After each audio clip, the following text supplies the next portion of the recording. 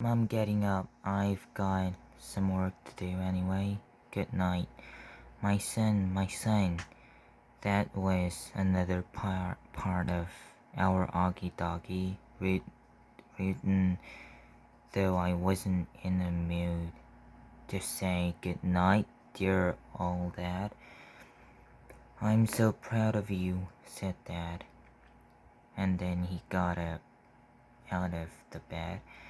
Mom and Dad had always taken turns putting me to bed.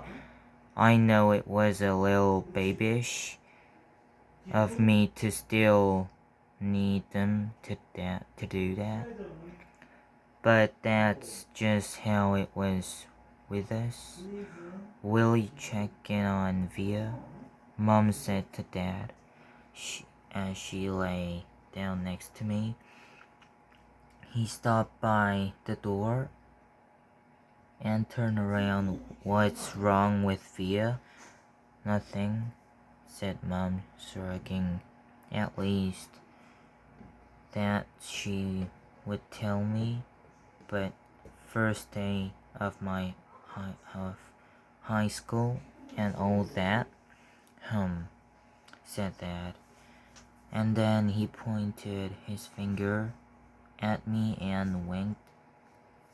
It's always something with you kids, isn't it?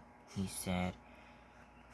Never a dull moment, said Mum. Never a dull moment, Dad repeated. Good night, guys. As soon as he closed the door, Mum pulled out the book she'd been reading to me for the last couple of weeks. I was relieved because I really was afraid she'd want to talk, and I just didn't feel like doing that. But Mom didn't seem to want to talk either. She just flipped through the pages until she got to where we had left off. We were about halfway through The Habit.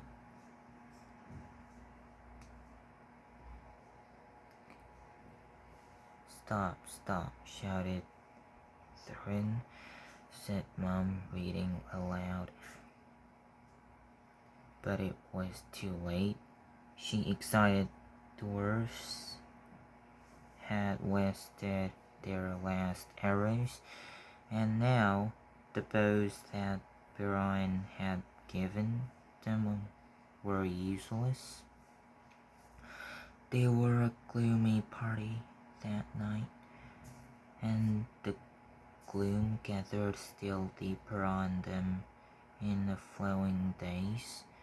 They had crossed the ancient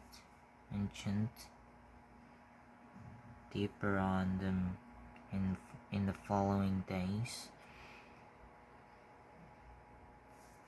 So they crossed the ancient stream, but beyond in the path seemed to struggle on just as before, and in a forest they could see no change. I'm not sure why, but all of a sudden I started to cry.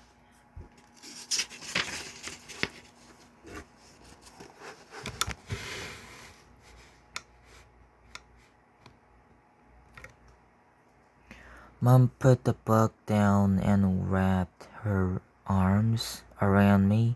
She didn't seem surprised that I was crying. It's okay, she whispered in my ear.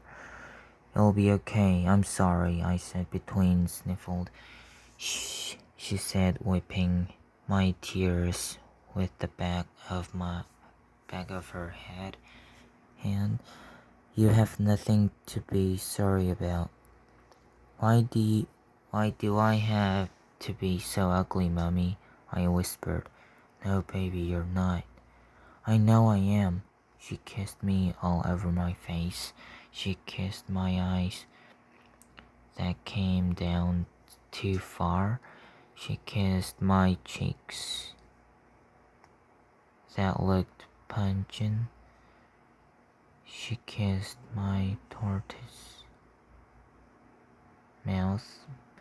She said soft words that I know were meant to help me, but words can't change my face.